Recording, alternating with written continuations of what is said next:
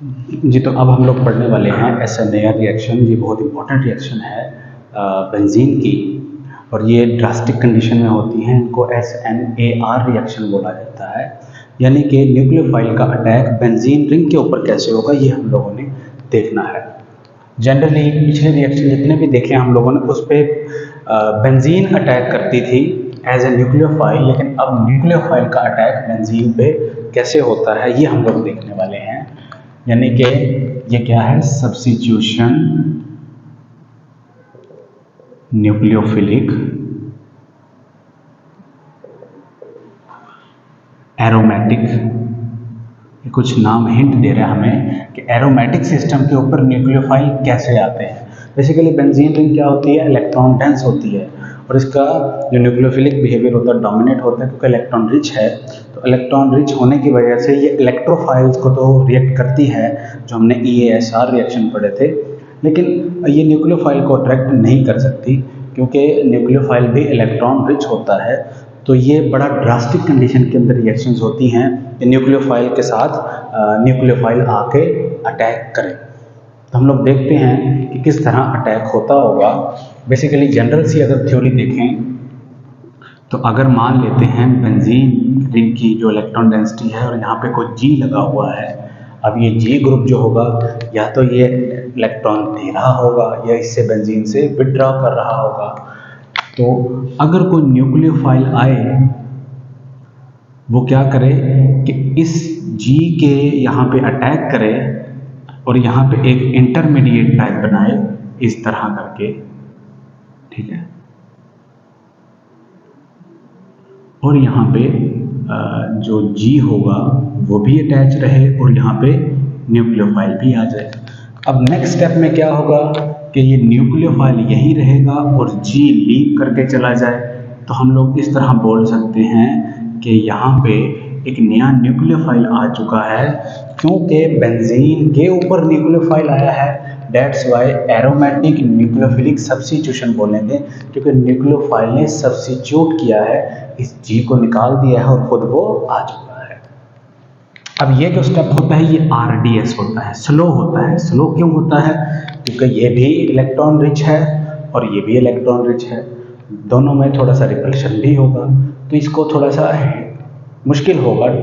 तो that's why ये थोड़ा टाइम टेकिंग होता है और स्लो होता है, और ये फास्ट होता है,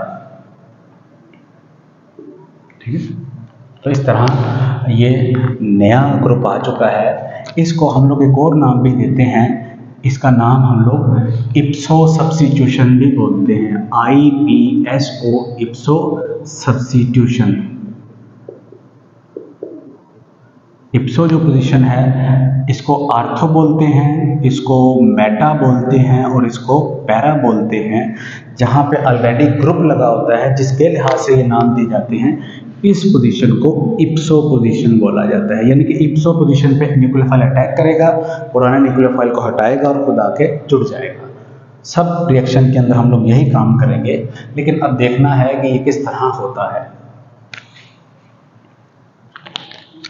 बेसिकली क्या है, मान लेते हैं आपके पास एक बेंजीन रिंग है और यहाँ पे हैलोजन लगा हुआ है फ्लोरीन।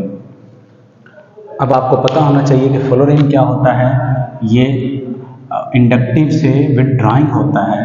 जब ये इंडक्टिवली इफेक्ट कर रहा होगा तो यहाँ पे प्लस चार्ज जनरेट कर रहा होगा, बहुत ज़्यादा, और खुद पे नेगेटिव चार्ज। अब यहाँ पे भी पॉजिटिव चार्ज और यहाँ पे भी पॉजिटिव चार्ज, ठीक है, क्योंकि हमें पता है कि ये इंडक्टिव इफेक्ट के थ्रू अगर ऑपरेट करेगा तो ये चार्जेस क्रिएट करवाएगा। अब देखिए यहाँ पे प्लस चार्ज बढ़ चुका है और न्यूक्लियोफाइल इसी से, जो इनकमिंग न्यूक्लियोफाइल है, वो फ़ायदा उठाता है। यहाँ पे इसके पास इलेक्ट्रॉन है और यहाँ पे प्लस चार्ज है, तो यहाँ पे ये अटैक करता है। यहाँ पे जब अटैक करेगा, अगर आप इलेक्ट्रॉन डेंसिटी इस तरह शो कर लें, तो ये इलेक्ट्रॉन डेंसिटी क्या होगी, ये टूट के इस किनारे पे आ जाएंगे कार्बन पे। तो आपके पास क्या बनेगा, इस तरह का एक इंटरमीडिएट बनेगा। यहाँ पे क्या आके जुड़ चुका है, न्यूक्लियोफाइल। यहाँ पे क्या है, फ्लोरीन प्रेजेंट है। यहाँ पे नेगेटिव चार्ज प्रेजेंट है और यहाँ पे ये और यहाँ पे ये बन चुका है। ये क्या है, इंटरमीडिएट, और ये क्या है, RDS, rate determining step, because it takes time to mount its operation. तो डेट्स वाई हम लोग क्या बोलते हैं, ये RDS से स्लो स्टेप है। अब नेक्स्ट स्टेप में क्या होगा, ये जो एरोमेटिक सिस्टम था, ये एरोमेटिसिटी लॉस हुई थी क्योंकि ये कार्बन sp3 हो गया था। तो यहाँ पे ये बैक बॉन्ड बनाएगा और फ्लोरीन को निकाल देगा। तो आपके पास क्या आ जाएगा, एक इस तरह जो न्यू न्यूक्लियोफाइल है वो आ चुका है और वो एरोमेटिक सिस्टम के ऊपर रीगेन करवा लेगा अपने आप को, और यहाँ पे फ्लोरीन निकल चुका है।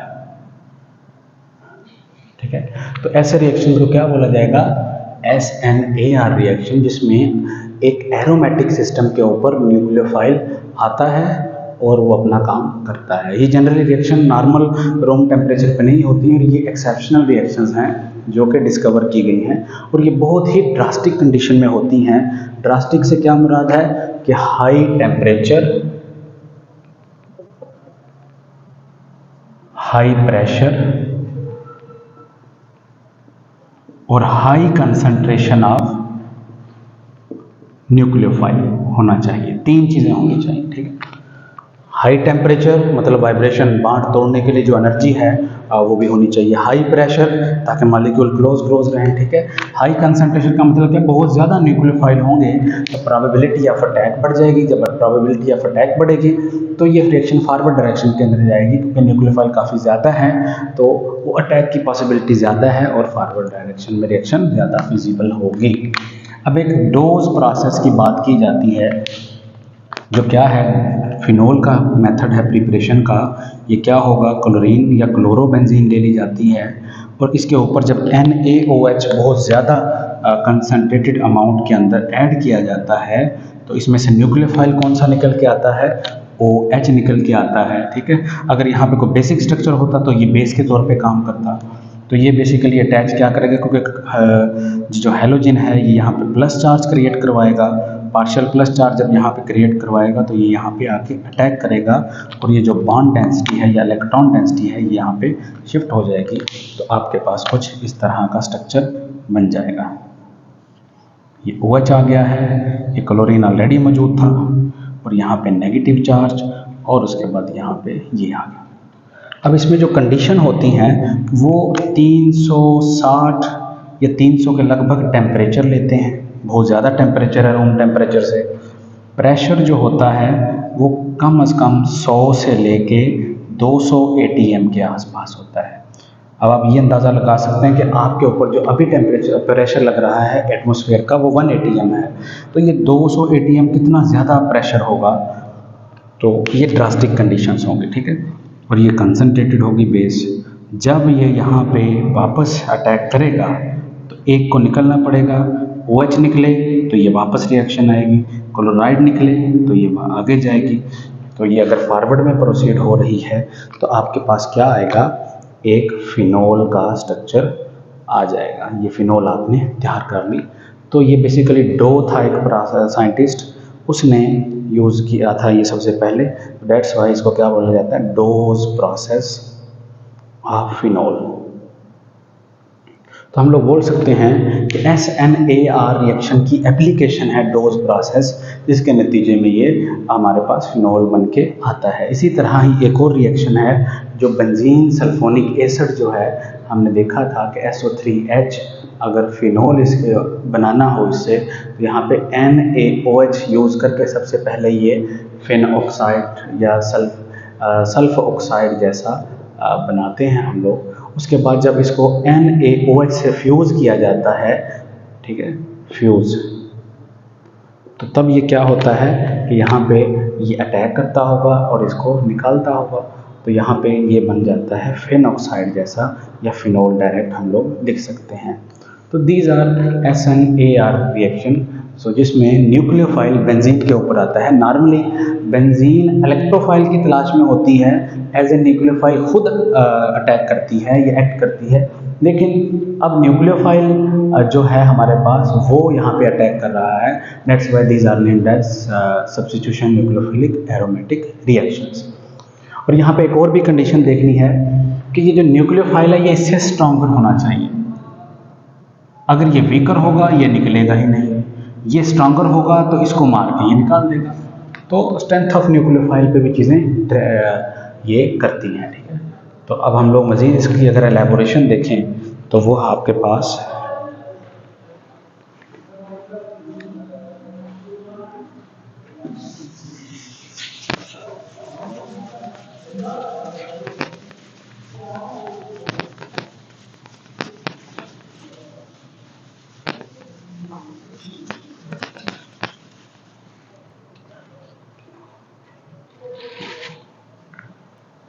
अभी हमने एक प्रोसेस देखा था, डोज प्रोसेस, जिससे chlorobenzene was being converted into, अगर इसके NaOH यूज़ करेंगे 300 दर्जा हरारत ले लेते हैं टेम्परेचर यानी कि, और प्रेशर 100 से 200 ATM, ठीक है।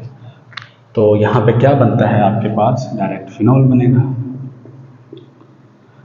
लेकिन अब क्या किया गया कि यहाँ पे एक ऐसा क्लोरोबेंजीन लिया गया जो कि ऑलरेडी उसके ऊपर नाइट्रो ग्रुप लगा हुआ था पैरा पोजीशन के ऊपर। तो अब आप ये देखें कि ये जो न्यूक्लियोफाइल आएगा ये बिल्कुल पैरेलल चल रही है डो प्रोसेस के अकॉर्डिंग। अब देखें क्लोराइड जो होगा या क्लोरीन होगा ये इंडक्टिवली यहाँ पे प्लस चार्ज क्रिएट करेगा, ठीक है। और नाइट्रो क्या है, ये -m ग्रुप है, ये इलेक्ट्रॉन डेंसिटी ड्रा करता है, विड्रा करता है आर्थो से और पैरा से, यानी कि यहाँ पे भी पार्शियल प्लस चार्ज क्रिएट करवाएगा और ये पैरा पे भी प्लस चार्ज क्रिएट करवाएगा, ये वाला ग्रुप भी। तो आप देखें कि एक तो क्लोरीन इस ग्रुप यहाँ से इस कार्बन से इलेक्ट्रॉन डेंसिटी खींच रहा है और एक नाइट्रो अपने पैरा से खींच रहा है, तो यहाँ पे प्लस चार्ज बहुत ज़्यादा बढ़ चुका होगा जो कि इस न्यूक्लियोफाइल को बड़ा आसानी से अट्रैक्ट करेगा। तो यहाँ पे जो प्रोडक्ट आएगी आपके पास ये आएगी, OH आ जाएगा और यहाँ पे NO2 आ जाएगा। लेकिन देखा गया कि ये जो रिएक्शन होती है ये रूम टेम्परेचर पे भी होने लग गई है। तो इसका मतलब क्या है कि जितना ज़्यादा पॉजिटिव चार्ज यहाँ पे बढ़ेगा उतनी आसानी से रिएक्शन होगी, क्योंकि यहाँ पे क्या था, एक ग्रुप पॉजिटिव चार्ज क्रिएट करवा रहा था, लेकिन यहाँ पे दो ग्रुप यहाँ पे पॉजिटिव चार्ज जनरेट करवा रहे हैं जो काफ़ी ज़्यादा है। तो इससे हम लोग एक स्टेटमेंट बोल सकते हैं कि rate of reaction is directly proportional to positive charge on ipso position, यानी कि जितना ज़्यादा पॉजिटिव चार्ज यहाँ पे होगा बनेगा ग्रुप्स की वजह से, उतना ज़्यादा रेट ऑफ रिएक्शन फास्ट होगा और कंडीशंस हमें कम देना पड़ेंगी। तो उसका ये भी एविडेंस है, ठीक है। तो अगर हम लोग इसको मज़ीद देख लें कि अगर हमारे पास इस तरह के 4 हेलाइड्स हों F, उसके बाद Cl क्लोरोबेंजीन और उसके बाद ब्रोमोबेंजीन और उसके बाद आयोडोबेंजीन हो, तो इसमें से कौन सा SNAR रिएक्शन जल्दी करेगा या इजीली कर जाएगा। तो आपने एक ही फैक्टर अभी देखा है कि प्लस चार्ज को अगर आप पहचान लेंगे कि इसमें ज़्यादा है तो वो रेट ऑफ रिएक्शन फास्टर होगा। तो आप ये देखिए फ्लोरीन का इंडक्टिव काफ़ी ज़्यादा है तो यहाँ पे प्लस चार्ज काफ़ी ज़्यादा होगा, क्लोरीन का उससे कम होता है, इलेक्ट्रोनेगेटिविटी कम होती है तो यहाँ पे पार्शियल प्लस थोड़ा सा कम होगा, ब्रोमीन का बहुत कम होगा पार्शियल प्लस, और आयोडीन का ना होने के बराबर होगा। तो न्यूक्लियोफाइल अगर कोई आएगा घूमता हुआ तो वो किसके पास आना पसंद करेगा, वो डेफिनेटली इसके पास आना पसंद करेगा। तो हम लोग बोल सकते हैं कि rate of reaction will be dependent upon, the rate of reaction will be greater for aromatic fluorides will be greater than aromatic chlorides will be greater than aromatic bromides और उसके बाद एरोमेटिक आयोडाइड्स। क्यों? क्योंकि इसके ज़्यादा charge generate हो रहे हैं, चार्ज ज़्यादा होगा न्यूक्लियोफाइल को अच्छे से लेके आएगा और जल्दी अट्रैक्ट कर लेगा तो रेट ऑफ रिएक्शन फास्ट हो जाएगा। बट यहाँ पे एक चीज़ नोट करने की है, rate of reaction does not depend upon leaving ability of halogen atom। यानी कि हैलोजन एटम की लिविंग एबिलिटी पे नहीं डिपेंड करता, क्योंकि हमें पता है आयोडीन अच्छा लिविंग ग्रुप है, फिर ब्रोमीन, फिर उसके बाद क्लोरीन और उसके बाद यहाँ पे फ्लोरीन। तो रिएक्शन का रेट तो कैसा आना चाहिए था, इनका सबसे ज़्यादा आना चाहिए था, इसके कम, क्योंकि ये आसानी से निकलता है, रिएक्शन फास्ट होनी चाहिए थी। लेकिन ये एक्सपेरिमेंटली देखा गया है कि यहाँ पे हमारे पास फ्लोराइड्स का रेट ज़्यादा, क्लोराइड का कम, ये कम। इसके एक एविडेंस भी है, we know that halogen is being removed in fast step। ठीक है, हैलोजन कहाँ पे जाता है, फास्ट स्टेप में। एंड जो रेट ऑफ रिएक्शन होता है दैट डिपेंड्स अपॉन, वो किस पे होता है, that depends upon RDS, slowest step के अंदर। ठीक है, तो फास्ट स्टेप में क्या होता है, हैलोजन निकल रहा है, फास्ट स्टेप रेट पे इफेक्ट नहीं करता, जो स्लो स्टेप होता है वही रेट पे इफेक्ट करता है। दैट्स वाई RDS में जो काम हो रहा होगा वही डिसाइड करेगा। क्योंकि अभी हम लोगों ने देखा था कि सबसे पहले क्या होता है, मान लेते हैं एक हैलोजन है, वो फ्लोरीन है, प्लस न्यूक्लियोफाइल आएगा तो आपके पास ये कुछ इस तरह का एक बनाएगा। ठीक है, FNU, यहाँ पे नेगेटिव चार्ज होगा। अब जब ये लीव करेगा, ये क्या था, स्लो था, RDS था, ये क्या है, फास्ट होगा स्टेप। जब फास्ट होगा तो फ्लोरीन निकलेगा, तो यहाँ पे आपका न्यूक्लियोफाइल आ जाएगा। तो देखें, फास्ट स्टेप जो होता है रेट डिटर्मिनिंग स्टेप नहीं होता, रेट देखना है तो स्लो स्टेप में देखेंगे। स्लो स्टेप में क्या हो रहा है, न्यूक्लियोफाइल अटैक कर रहा है इसके ऊपर चार्ज की वजह से, क्योंकि हैलोजन तो निकल रहा है फास्ट स्टेप के अंदर, तो कोई भी हैलोजन है हो तो उससे रेट पे कोई इफेक्ट नहीं पड़ेगा।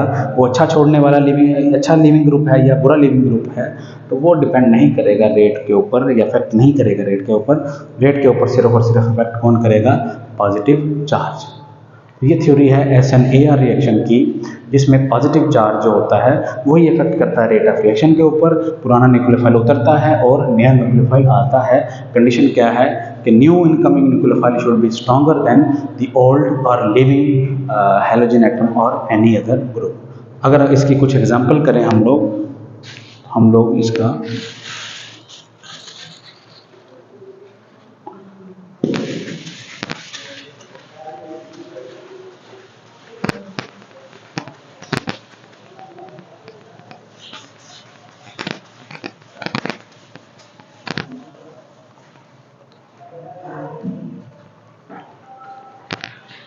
अब अगर देखा जाए Cl, यहाँ पे NO2 और यहाँ पे NO2 लगा लिया है आपने। ठीक है, अब यहाँ पे अगर देखा जाए तो बहुत वीक बेस लें सोडियम कार्बोनेट, उसकी मौजूदगी में भी ये रिएक्शन हो जाती है। और यहाँ पे क्योंकि ये वाटर के अंदर है तो H2O भी ऐड होगा, क्योंकि सोडियम कार्बोनेट का सोल्यूशन बना के यूज़ करना है ना। देखें, एक तो ये ग्रुप खींच रहा है क्लोरीन अपनी तरफ, तो यहाँ पे प्लस चार्ज इसकी वजह से आ गया, एक इसकी वजह से आ गया तो प्लस चार्ज मज़ीद बढ़ जाएगा। ये नाइट्रो आर्थो पैरा अट्रैक्टर होते हैं, दो नाइट्रो भी लगे हुए हैं, तो यहाँ पे पॉजिटिव चार्ज बहुत ज़्यादा क्रिएट हो जाएगा, और जिसकी वजह से ये कार्बन जो होगा इलेक्ट्रॉन डेफिशिएंट फील करेगा और ये न्यूक्लियोफाइल आके अटैक कर देता है। तो आपके पास स्लो जो वीक बेस भी होती हैं वो भी रिएक्शन कर जाती हैं in the presence of withdrawing groups। तो हम लोग देख सकते हैं कि प्लस चार्ज का कितना इन्फ्लुएंस है SNAR रिएक्शन में, क्योंकि रेट ऑफ रिएक्शन क्या होगा, बहुत ज़्यादा होगा। इवन के you are using very dilute और वीक बेस, यहाँ पे प्लस चार्ज ज़्यादा है तो इजीली रिप्लेस हो जाएगा। ठीक है, तो इसी तरह ही एक और एग्जांपल लिख लें आपको।